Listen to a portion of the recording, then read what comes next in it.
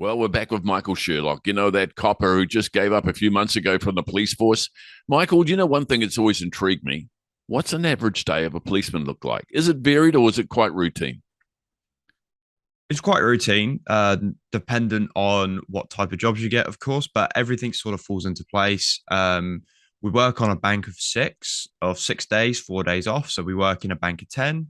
But normally a day would be you turn up, get in your gear, and sit down. We always have a little bit of a meeting beforehand, see if anything big has gone down beforehand, and if we need to help clean anything up or do any sort of inquiry around what's going on of the job. And then sort of from there, you're given your partner for the day, and then you go on. So, do this thing intrigues me because if all the criminals knew when your change of shift was, well, you might as well pull a crime then because no one's going to be available. Because by the sound of it, you've just said something there that gives me the impression you don't have a uniform at home. You have to go home and go to work and get changed, do you? Of course, one for security reasons, and two, you could no, don't take your uniform home because it just won't look good. Yeah, okay, take it home to wash it and stuff, but yeah, for security reasons, uniform you get changed at the station. Why Um, security? Do you have hidden bloody weapons and or no, you're security carrying reasons evidence for on you. in the fabric? Security reasons. One for you because you walking around in police uniform outside of not being like on duty is very bad. Also, having uniform at home can it just having like it stolen and stuff like that is very problematic from time to time. Yes, you bring it home and wash it, and if you need to like have it so you can go to what you need to do the next day, then yeah. But yeah, I would always suggest that it always be staying So at the let's get station. back to that other question of mine where the change of shifts. Is it staggered or is it uniform times? And don't tell us the times. Um, it's sort of uniform most of the time, dependent. This is thing, it's dependent on days. A lot of the time, it's dependent on what day of the week it is. So in the weekend, it's different, or Friday and Thursdays, it's always different. And then Monday, Tuesday, Wednesday, it's different just because, again, it's different. Monday, Tuesday, Wednesday, the volume of crime is always a little bit lower. So the changes happen at different times. So another question that comes to mind is this is more to do with my professional capacity as employment law. But if you attend work, have to attend work for a meeting before you start shift, are you paid for that? It sort of happens. You get changed, you get ready, and then the meeting starts maybe a minute or two before the the day starts. It normally goes 10 minutes, 15 minutes anyway. So it's already 10 to 15 minutes into your work day. So it just happens. And it's the usual like the usual thing. It's like a huddle literally on the start of your day. So And is that is, you is there a handover to your next shift, or do you guys just leave and no, your superior officer hands over? yeah, so this is what it's sort of like is that the sergeants will sort of meet up before that little meeting, and they will go, hey, look, we had these sorts of jobs, and we're working on this biggie, blah blah blah. And then they'll be like, sweet, okay, is there anything we need to do, blah blah blah. And then we would go, and that's in that meeting, that's where our sergeants would tell us, hey, look, these guys have been doing quite well today, jobs have been low, or they're actually working on something quite high priority. We need to get out there as quick as we can, sort of thing. So, is there a variation thereafter, or do you just immediately go off to a desk and do miles and miles of paperwork?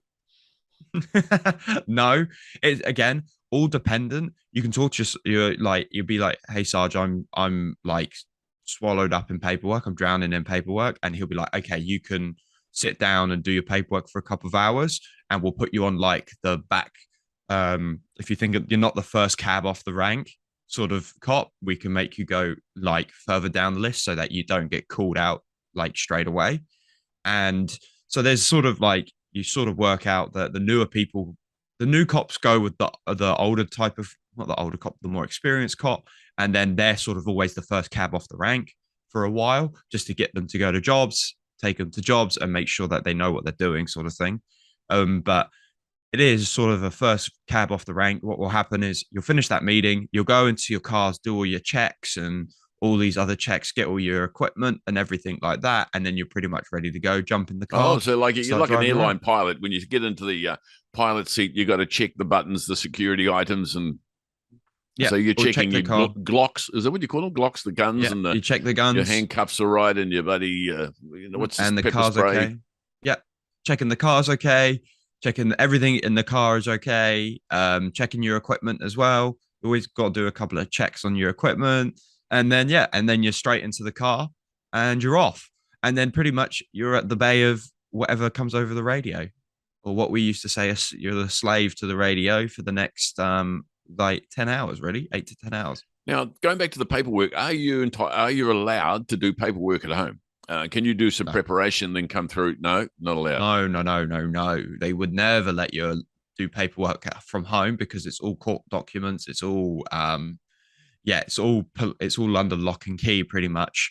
You can go on like on your day off if you are that much drowning in paperwork, you can go into the station just in your normal clothes and sit down. I've seen it so many times.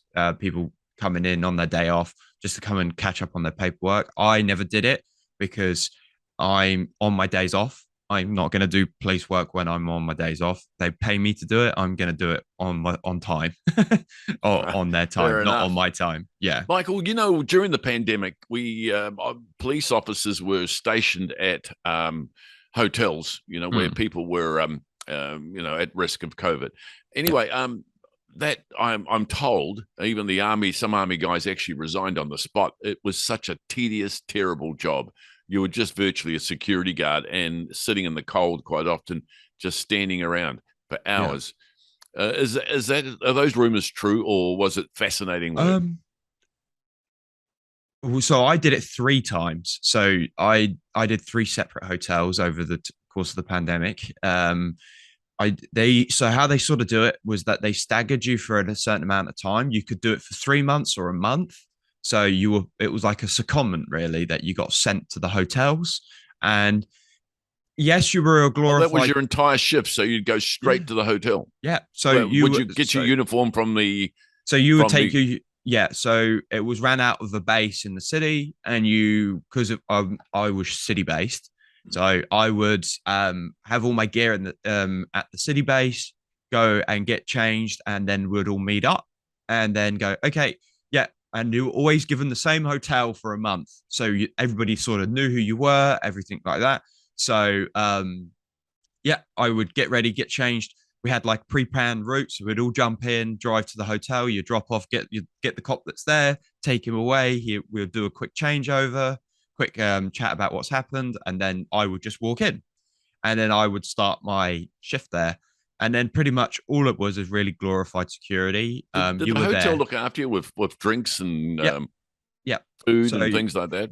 yeah, you were given a meal each shift by the hotel. So that it was dependent on the hotel. It was very. I know that some people struggled in South Auckland, in the hotels like Jet Park and stuff like that, just because they weren't very like nice hotels. They Mm. weren't 5 star. Whereas in the city, like a couple of the hotels I did two in the city, one out south, and two in the city were like 5 star hotels. So you got very nice food, like you did not complain with the food that you got there because we got the same food as the people that lived like that were doing the isolation. So we were on the same meals and the food was pretty good for like a hotel, and especially them pumping it out 3 times a day for everybody in the hotel. So you were pretty much, it was glorified security. You were literally just sitting there waiting for something to happen. If someone was gonna attempt to run or get out or do something like that was, to be honest, that was pretty much it. Then you'd shoot Um, them on sight. no, Max, Oh, we right. would not. Well, that's But what they do in the movies, Michael. Why didn't I? no, we had a couple Well, of look, there's times. a big question here. Yeah. Let's put this right now. We see the movies every time. It's all about cops and robbers. We hear about it all the time. Is it like that at all? There's elements of what the movies are like. Yes, when you're in the thick of it and you're chasing someone over fences and your adrenaline's high. Yes, but that would be 5 or 2% of your job. You might get that once in the day in the bank of six that you work, you might get that once or twice, maybe if you're lucky. You don't. It's most of the time you are talking to victims. You're yes, maybe arresting someone that and they come willingly and stuff like that. Yeah, okay. Sometimes you get the odd one that wants to run, and then you get all the chasing and stuff like that. But most of the time, it's paperwork and talking to victims, really. All right, one last question. Now, I've often been intrigued with this because I did flat with a copper once down in Hamilton, and Mm. she told me this wonderful story where this guy was getting away on a motorbike, so they made chase in their cars, and he shot down beside a railway line. So they went down the railway line, but there was just a track. So they had two wheels on the track and two wheels on the sleepers going dong dong dong dong dong dong. Now I don't know if I imagined that, but that sounded but it sounded quite hilarious. But um, would does that happen very often? You're saying it doesn't really happen that often. Oh, you get cut. You get your chases. They've really dramatically pulled back on the chases, but I've done it. I've been in many cars. I've driven in many, or drove in many car chases, and been a passenger in many car chases myself. Um, they do happen. Like the high adrenaline stuff does happen. It's not often, but yeah. And this is where you get all them better work stories. Arguably, I say when you better work stories, when you get them, they're the ones you don't want to talk about because they end up the ones that you end up in therapy for. So She told that's me another story, Michael. She said it was like a Dirty Harry story. She said they had to go and arrest this guy, and the senior officer was there, and he goes at the door, "Okay, guys, I want you to let me go in here on my own. I want to deal with this guy." And so they stood outside waiting patiently. And sure enough, there was yelling and screaming. And then bang, bang, bang, bang, thump, thump, thump, bang, bang. And they thought, oh, God, he's bloody making a mess of this poor guy. And then there's a caller, help, help. What's the senior officer calling for help because he was getting a hiding. So they had to pile in there. And they said it took three of them to hold this poor other guy down. But I doubt very often that happens very often, would it? oh, that would never happen nowadays.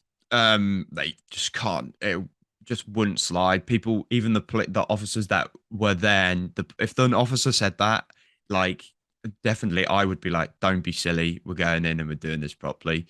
Like, don't think you're a hero. We're not going in like that." But yeah, look, the stories are great. Like I've got a million of them. I can't even sort of pick out. I can remember at one point raining, and I've had a call. Guy's returned back to the house after domestic violence, and he's kicking off again. High level, we've got to go, and it's raining, and I'm pretty new, and I'm putting my foot down, and I get to a roundabout, and as I'm going around the roundabout, I've got to take the third exit. So I'm putting my foot down. I've accidentally skidded out, and to hold the skid, instead of just skidding out, I've held the skid and I've done a donut around the. Oh. I did a donut around the roundabout to get myself round and go back out. So I do remember silly things, not silly things, but that little stories that come about that instead of crashing, I fixed it by luckily, but that was the training. Luckily, I got some training in regards to if I started to skid, how to get out of a skid or maintain a skid so that you can save it. And that's what I did pretty much. I maintained it, but it just looked like a massive donut around a roundabout. But it would have been funny for the public to see that one. But I bet. I bet. Hey, look, Michael, thank you very, very much. And we look forward to next week. I'm at Fiji next week, but maybe I'll I try and know, call look you at from there. you. But if we don't, we might have to have a week off. That's all right. Well, enjoy Fiji. I hope it is sunny for you So because do the I. weather in Auckland is not very good right now. Thanks, Michael.